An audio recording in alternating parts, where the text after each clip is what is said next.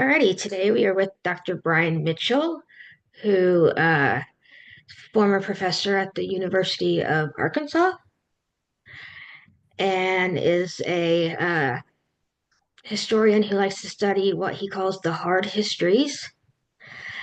And we're asking the same question to everybody. Um, this is the 160th anniversary of the end of the Civil War and all the events that did happen in 1865. Which Illinois had a kind of a big role in three major events. The first one being uh, February 1st, which is the ratification of the 13th Amendment. Illinois, of course, was the first state to ratify the 13th Amendment. Yay, Illinois. Yeah, Illinois. Yay, Illinois. And then, of course, then in April was the surrender at Appomattox and General Grant paroling the soldiers of the Confederate Army. It's kind of a second big event. And then, of course, the third big event was the assassination of President Lincoln. So the question I'm asking everybody is out of those three major events, with the uh, luxury of having 160 years of hindsight, which event out of those three major events do you personally think is the biggest event out of those three that took place and had the biggest impact 160 years later? I would say the 13th Amendment.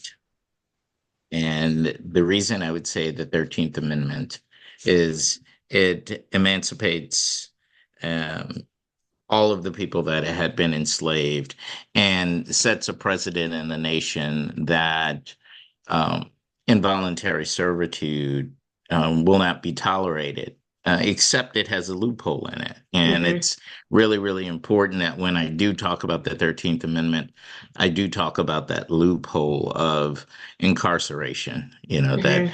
involuntary servitude is unconstitutional, except as a condition of incarceration, that you've been duly convicted of a crime. That will shift. And when we talk about Reconstruction, we talk about a lot of times we're talking about the benefits of having this once enslaved population free. But when we talk about the dismantling of Reconstruction, quite often you are talking about activities which try to recapture that enslaved population. And one of the ways that this enslaved population is recaptured and is able to have extracted labor extracted from that population for free is mass incarceration. So Mm-hmm. mass incarceration, convict leasing are all intimately connected to the 13th Amendment. And many would argue that our mass incarceration problem today is quite honestly connected to the desire to get that free labor also from the populace. And it's interesting that I've had several people actually pick the 13th Amendment, and it's for different reasons. Like somebody else brought up, in the news today is the birthright citizenship that came from the 14th Amendment, which in turn came from the 13th Amendment. And and so that's an interesting take on the 13th Amendment, and today it's the mass incarceration. The 14th Amendment was an inevitable thing Mm-hmm. because, okay, you have all of these free people, but according to the Supreme Court, they're not citizens either Mm-hmm. of a country or a state. So they're nondescripts that are everywhere in the South. So they had to clear that up. And to clear that up, you had to undo what the Dred Scott decision had done. And the easiest way to do that is to identify people by birth. Mm-hmm. Since all of these incarcerated people, for the most part, were born here, uh, we could start by saying uh, to identify citizenship by birth would be the easiest way to do that. One of the unintended consequences and things that were sort of lumped into the 14th Amendment is the Due Process Clause. Hmm. And the Due Process Clause is the most used element of civil rights in this nation. So when we start talking about Shelley versus Kramer, dismantling housing segregation, when we start talking about the Brown case, all of those use the equal protections clauses inside of the 14th Amendment to dismantle those. So when I hear now that, hey, we want to rewrite the 14th Amendment, I'm not exactly really excited about that because the 14th Amendment had been such an important tool at dismantling and creating civil rights in our nation that the idea of rewriting it is quite scary to lots of people.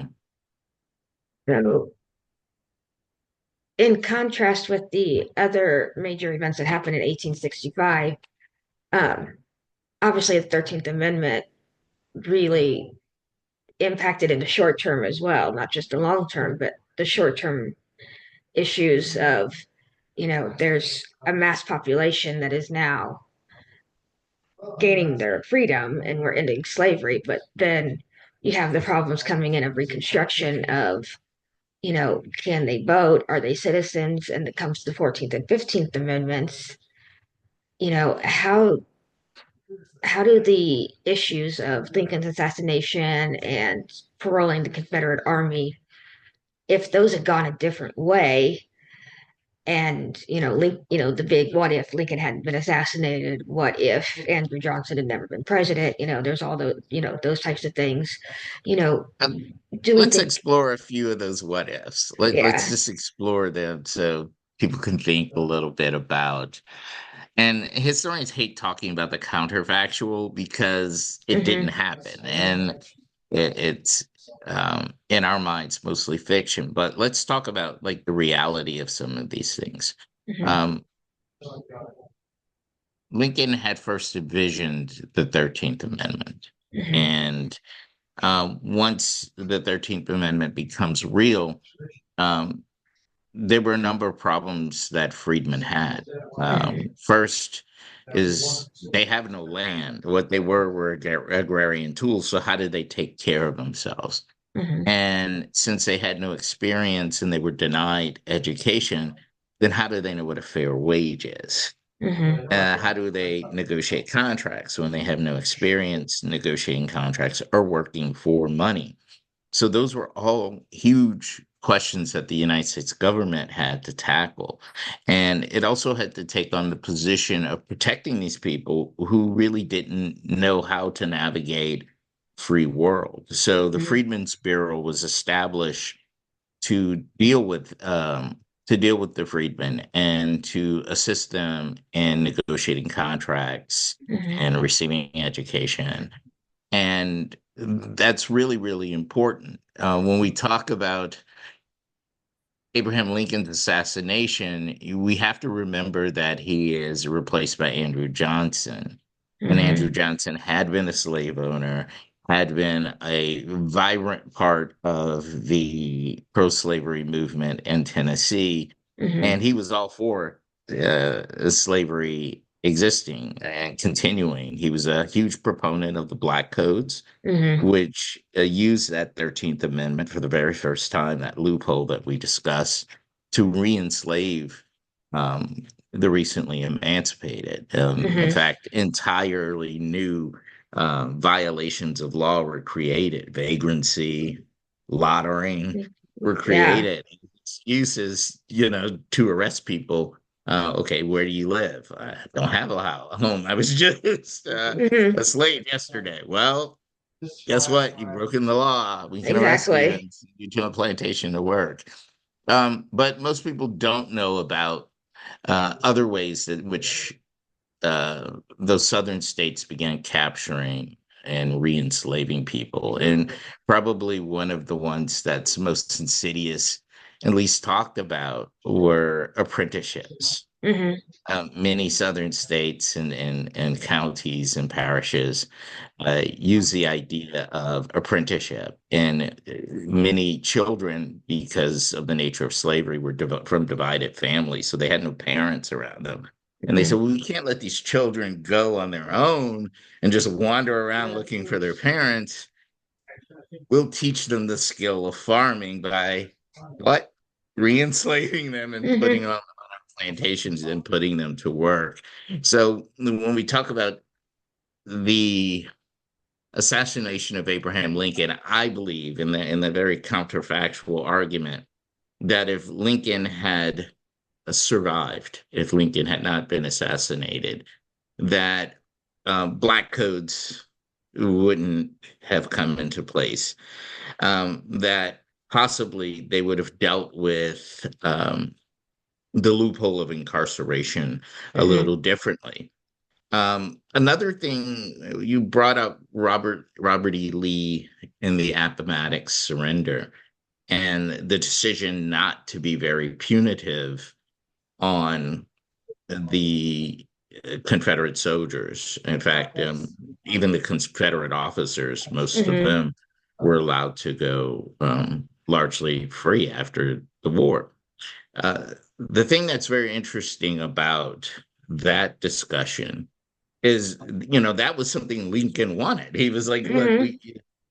we could be reigniting the war again if we go too hard. We want this thing to be over.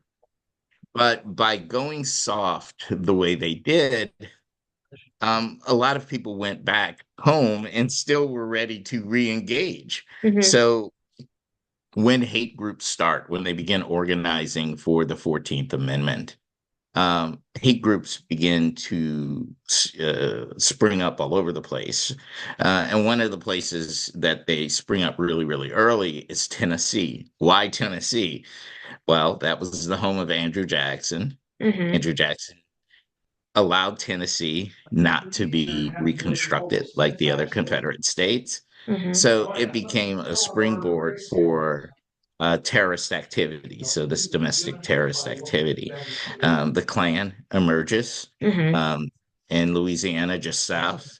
The Knights of the White Chameleon, the White League, and there are a host of other terrorist groups that were throughout the former Confederate states. But many of these soldiers who had felt that they were right, and by virtue of not being punished for it, they believed in many instances that, yeah, the cause was a good cause. And Hmm. then at the same time in 1866, you have Pollard writing The Lost Cause Hmm. and telling them, look, you guys were totally right. But the issue wasn't an issue of slavery. The issue was an issue of white supremacy. And Hmm. everybody could get around the issue of white supremacy. So I believe if there had been more punitive punishments, that there would have been a lesser likelihood of some of the guerrilla warfare Hmm. and some of the domestic terrorism that sort of really struck at the African American community. African Americans were lynched, they were shot, their churches were burned. Registrars that went out to register people were subject to intimidation and Hmm. quite often were shot, on the spot. I think people would have thought twice Hmm. about using violence as a tool again, if they actually feared incarceration or punishment for the crimes that they were committing. Yeah, kind of almost everything in 1865 kind of created that perfect storm of one Yeah, snowballing on top of another of another. and I think Lincoln knew it was going to be messy. Hmm. That's why, a lot of people ask, why did Lincoln consider colonization? Hmm. Um, he knew it was going to be a very, very difficult thing. He knew it was going to be at some points very, very unfair for African Americans. And the most, at least in his mind, in the mind of many whites in America and some blacks in America, the most convenient thing would have been to just separate the two and let the two exist in two separate worlds. Hmm. But just as we're having a problem with the idea of sending back people who are here and that don't have citizenship. Hmm. It logistically, it's a nightmare. How do you move 10 million people back? The same thing Exactly. after the Civil War. How do you move 3 million people? Hmm. And how do we do this economically without breaking the country?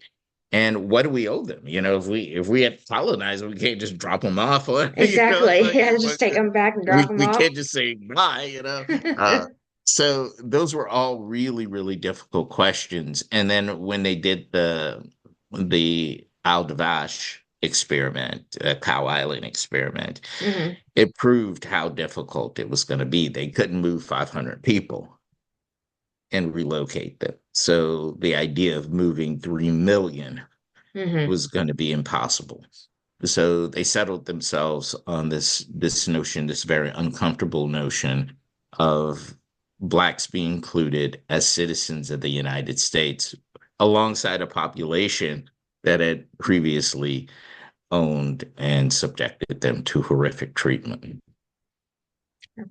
Alrighty. Well, thank you so much for your insights on this very interesting question, and we'll hope to talk to you soon. Yes, always my pleasure. I love the Illinois Historical Society. So thank you. Thank you. Take care.